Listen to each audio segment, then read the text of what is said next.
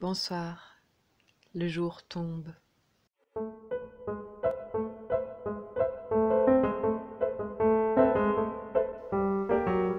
Du beau avant le solstice. 8e nuit, appelez un ami.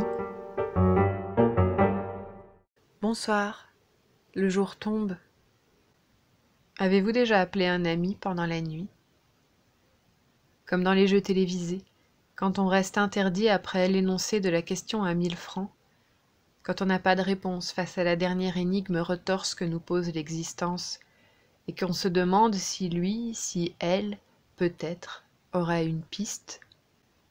Ou comme dans la phrase bien connue d'Alain Delon, un ami, c'est quelqu'un à qui on peut téléphoner à 3 heures du matin en disant qu'on vient de commettre un crime et qui veut répondre seulement « Où est le corps ?»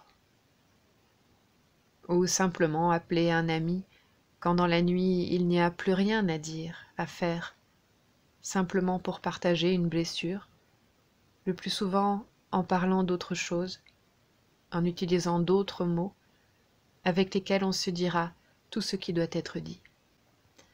Appeler un ami, une amie dans la nuit pour tomber les masques portés tout le jour et, avec lui, avec elle, pouvoir penser tout haut, selon le mot d'Emerson.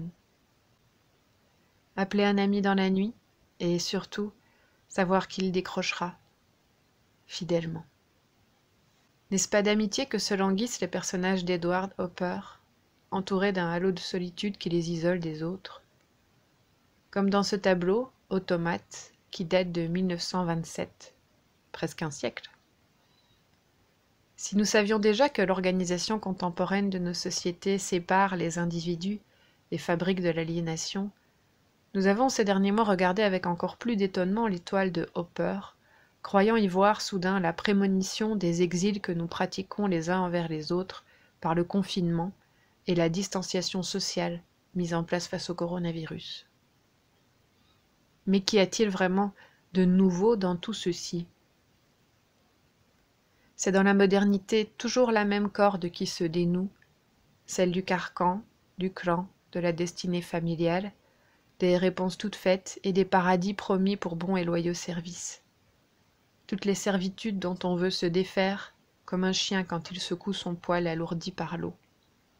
Reste, après, la solitude d'un être débarrassé de ses chaînes, la nécessité pour lui de s'inventer un destin avec les moyens du bord, et la terrible responsabilité de réussir ou d'échouer, à moins qu'il n'y ait dans la nuit des frères possibles.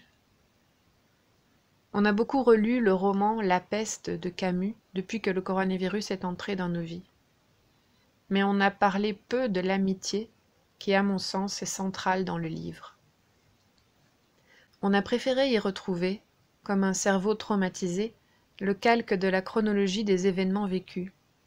Incrédulité de la population qui découvre une épidémie, développement de la maladie, fermeture de la ville, séparation des malades et des bien portants, abnégation des soignants, inanité de l'administration comptant les morts, afflux sans nombre de dépouilles, mort des proches, et un jour le retour à la normale. Mais si aujourd'hui on relit la peste comme un miroir de la crise sanitaire de 2020, au sortir du roman en 1947, on le lisait comme une allégorie de l'occupation allemande et de la lutte face à la peste brune du nazisme. Qui sait devant quels événements on pourrait encore promener ce roman comme un miroir, avec fruit? C'est le propre des grands textes que de raisonner longtemps, dans des circonstances nombreuses. Mais le cœur du roman n'est-il pas ailleurs, dans l'amitié et la fraternité de combat qui se nouent entre les personnages qui luttent face à la peste?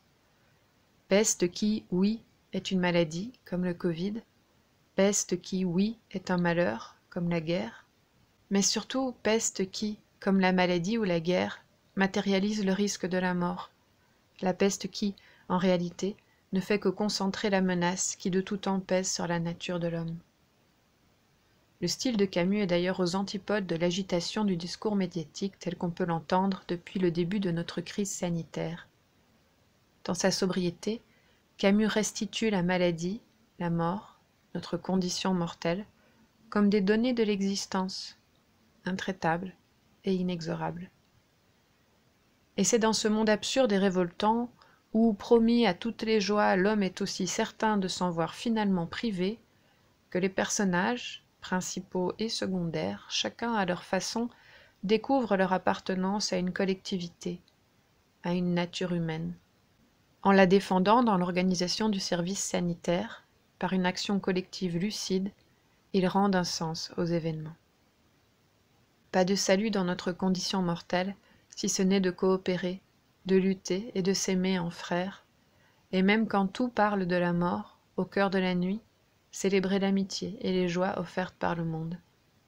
C'est ce qui nous manque le plus pendant ce confinement, et qu'il faut entretenir au mieux, fidèlement. L'amitié. Un passage clé du roman qui exprime cela admirablement est certainement la scène du bain nocturne. À la fin d'une journée particulièrement difficile, marquée par le spectacle pénible du décès d'un enfant, personnification de l'innocence, le docteur Rieux et Tarou, tous deux très engagés dans le soin des malades, livrent l'un à l'autre leur vérité. Puis dans la nuit, Tarou propose à Rieux de prendre un bain de mer.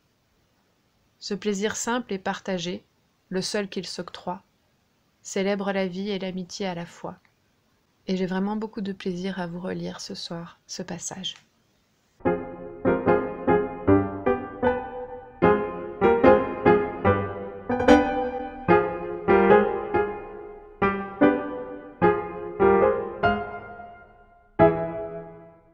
Le vent se levait à nouveau et Rieux sentit qu'il était tiède sur sa peau.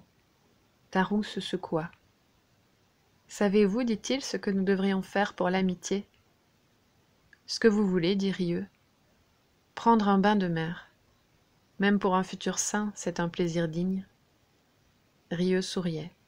« Avec nos laissez-passer, nous pouvons aller sur la jetée. À la fin, c'est trop bête de ne vivre que dans la peste. Bien entendu, un homme doit se battre pour les victimes. Mais s'il cesse de rien aimer par ailleurs, à quoi sert qu'il se batte ? » Oui, dit Rieux. Allons-y. Un moment après, l'auto s'arrêtait près des grilles du port. La lune s'était levée. Un ciel laiteux projetait partout des ombres pâles. Derrière eux s'étageait la ville, et il en venait un souffle chaud et malade qui les poussait vers la mer. Ils montrèrent leurs papiers à un garde qui les examina assez longuement.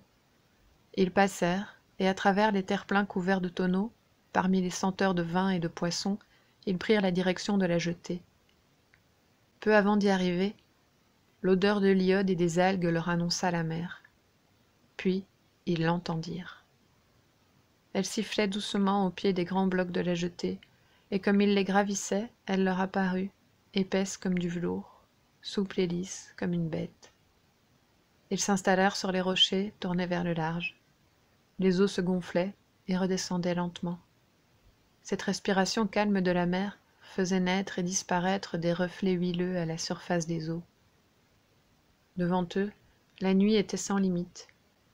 Rieux, qui sentait sous ses doigts le visage grêlé des rochers, était plein d'un étrange bonheur. Tourné vers Tarou, il devina sur le visage calme et grave de son ami ce même bonheur, qui n'oubliait rien, pas même l'assassinat. Ils se déshabillèrent. Rieux plongea le premier. Froides d'abord, les eaux lui parurent tièdes quand il remonta. Au bout de quelques brasses, il savait que la mer, ce soir-là, était tiède, de la tiédeur des mers d'automne qui reprennent à la terre la chaleur emmagasinée pendant de longs mois. Il nageait régulièrement. Le battement de ses pieds laissait derrière lui un bouillonnement d'écume. L'eau fuyait le long de ses bras pour se coller à ses jambes. Un lourd clapotement lui apprit que Tarou avait plongé. Rieux se mit sur le dos et se tint immobile face au ciel renversé, plein de lune et d'étoiles. Il respira longuement. Puis il perçut de plus en plus distinctement un bruit d'eau battue, étrangement clair dans le silence et la solitude de la nuit. Tarou se rapprochait. On entendit bientôt sa respiration.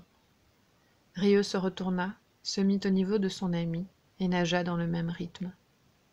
Tarou avançait avec plus de puissance que lui, et il dut précipiter son allure. Pendant quelques minutes, ils avancèrent avec la même cadence et la même vigueur, solitaires, loin du monde, libérés enfin de la ville et de la peste.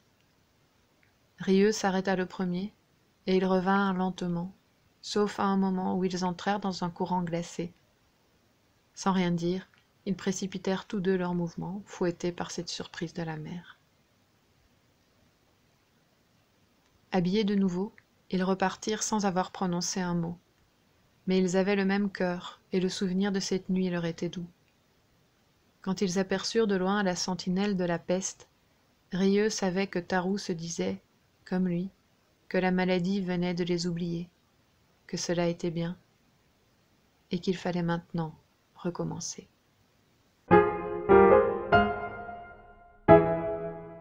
Camus aimait l'amitié.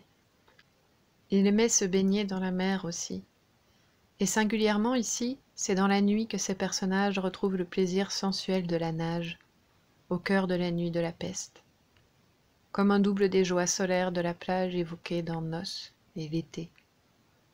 Et nous, dans la nuit du confinement, comme les personnages de Hopper dans la ville américaine, comme les habitants d'Oran dans la peste, nous sommes seuls sous le ciel moderne de notre liberté, et de jour et de nuit. À moins que... Avec qui aimeriez-vous partager ce soir les plaisirs simples de l'existence? Qui appellerez-vous pour la question à 1000 francs? Et comment lutterez-vous ensemble pour donner du sens à la nuit de ce confinement? À tous ceux que je n'ai pas vus depuis longtemps, je dédie cet épisode. Amis, amis, bonne nuit. Dormez bien, ou bien veillez, jusqu'à l'aube, jusqu'à demain, jusqu'à midi. Bonne nuit, bonne nuit.